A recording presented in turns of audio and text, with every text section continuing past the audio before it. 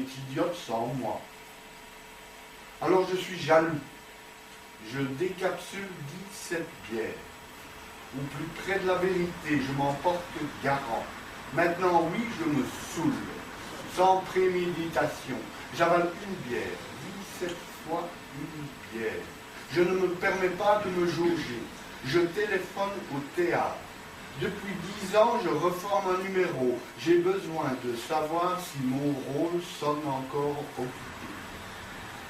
Je ne peux tolérer quiconque dans mon personnage. J'ingurgite une bière. Sinon, j'en déduis qu'elle me trompe avec le kidam qui me double. Je prends rendez-vous, m'exalte, glapis que je ne suis rien si je ne m'incorpore pas en moi au plus vite. Glapis que je ne suis rien si je ne m'incorpore pas en moi au plus vite. J'obtiens une audition pour mardi, dans 2 siècles. Je me frotte les mains devant les prétextes à inventer. Je l'entends qui revient. L'insulte mentalement, l'ignoble salope. Dans ma tête, tout se tient. Je ne comprends d'ailleurs pas pourquoi elle refuse d'y rentrer une fois pour toutes. Je l'autorise à garder son corps. Tant qu'il demeure entre mes bras, le reste, j'envisage de le vivre à sa place.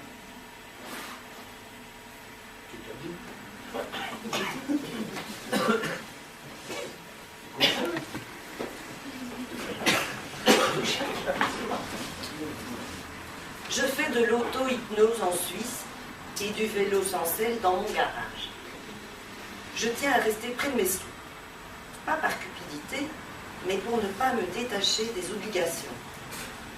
Ce faisant, j'applique scrupuleusement les conseils du médecin. Le saint patron des écoliers irrévocables, les adultes. Moyennant salaire, j'obéis aux stances de la loi. Je suis une sœur. Une femme d'abord, avec l'ambition que cela sous-tend. Et une maison. L'hypothécaire pour 20 ans, par précaution. Je saute 2 décennies d'un coup. M'assois sur un enfant en attendant qu'il décolle. Et de ce point de vue, j'hystérise un scénario acceptable. Avec embûche économique et une fatigue lascive, répétée, conduisant au trou d'écoulement de la fin du mois. Bien sûr, mon frère, bleu comme un linge, jouit lorsque j'ouvre maladroitement mes cuisses sous tutelle paternelle. Je me rends à l'évidence. Avec mon petit crédit sur le dos, je m'épargne tout motif de souci. Mon wagon s'accroche au treuil de l'avenir. Les montants du présent résistent. Voilà l'équilibre. Je me fiche pas mal des premiers errements de la grâce. Le matin, je lâche un homme dans la nature, un mari, que j'envoie dardard récupérer des eaux rémunérées, dans une fosse quelque part, au bureau, comme il dit. Ah oui, j'en témoigne, son cadavre s'affirme un peu plus chaque jour. Mon époux déjà sous sa forme d'amour, sécurisant pour ma vieillesse, au sein de laquelle est raflée nos ultimes connivences. Un prêtre, peut-être, me souffle les réponses. J'acquiesce. Ma vie, pile, s'efface. C'est pas fini, hein? Non, on vous présente les lecteurs en même temps. Lysiane de Célis, asseyez-vous, Eric. Asseyez-vous. Levez-vous, Lysiane. Tournez-vous, Lysiane. Lysiane de Célis. Sur l'invitation, il est écrit comédienne, mais c'est vrai. Dans le comédien.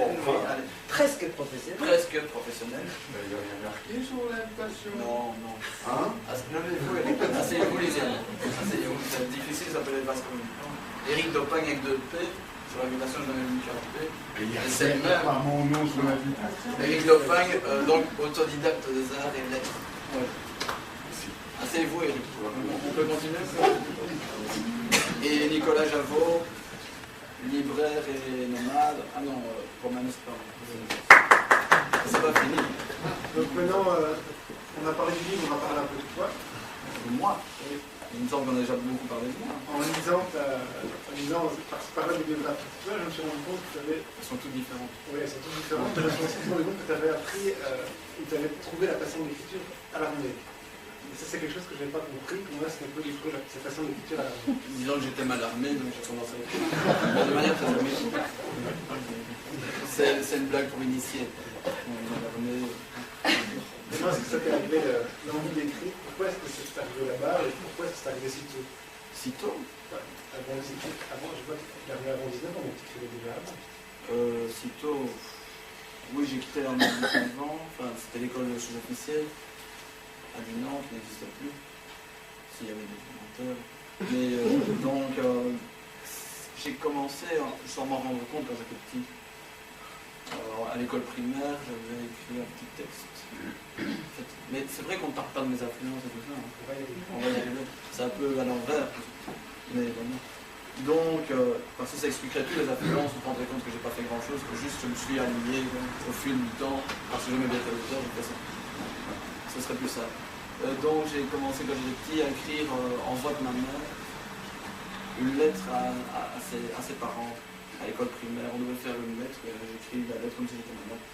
Et donc ça fait une espèce de mini-scandale, mini-applaudissement à l'école, parce que c'était une lettre assez ordurière et pleine de sel, hein, pleine de vie, entre filles et parents, comme ça, enfin, on sert, tout le monde a des hauts et des bas avec son papa et sa maman, et voilà, donc ça monte et ça descend. Et le directeur a lu la lettre a tourné dans toute l'école, donc j'avais une espèce ma seule aptitude, c'est la dépersonnalisation. D'ailleurs, je ne me trouve pas toujours. Hein. Il faut bien 7 jeux pour être un. Et donc là, j'étais déjà quelqu'un d'autre, et c'est ça. Le reste, c'est surtout la technique. C'est une question technique. Et donc voilà. Donc là, j'ai commencé à écrire, puis j'ai pu continuer à écrire. Enfin, j'écrivais des petites choses sans m'en rendre compte. Vraiment, je ne sais pas où elles sont. Et alors, à l'armée, c'était un dimanche, donc c'était pas à l'armée. Il faut vraiment raconter tout ça, ça vous intéresse? C'est bon, je sais pas. J'étais assis dans un fauteuil troué. Non, mais c'est sans intérêt. Il n'y a pas de question. Oui, j'ai commencé à écrire durant cette période-là, et j'écrivais, j'étais chez moi. Et à l'époque, enfin c'est nul, j'aimais bien Renaud, j'étais à face de Renaud. Renaud, évidemment, l'armée, ça va dire ensemble. C'est peut-être la réunion du parapluie et du quoi. Enfin, comme la réunion dont les surréalistes parlent, d'un parapluie et d'un fourmillement, d'un chapeau. C'est quoi? C'est ça, oui. C'est ça.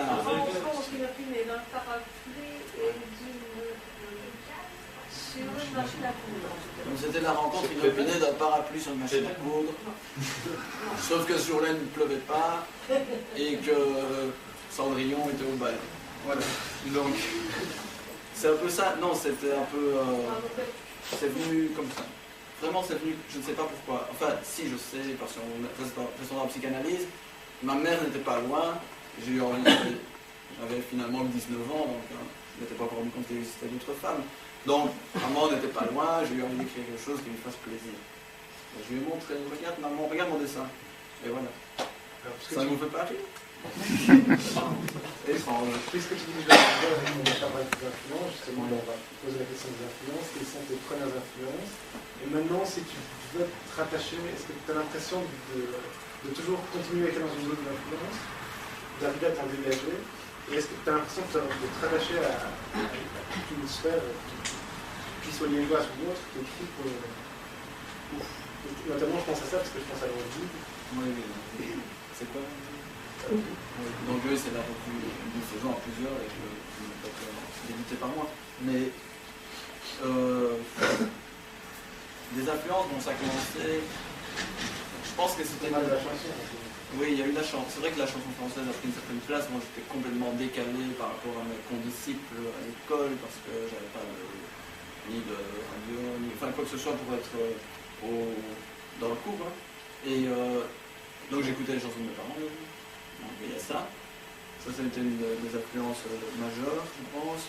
La perception de la vie et des relations aussi, à travers percevoir les relations amoureuses à travers Brel et Selkama vers 4-5 ans, je pense que c'est pas ce qui m'a fait le plus de bien. Hein.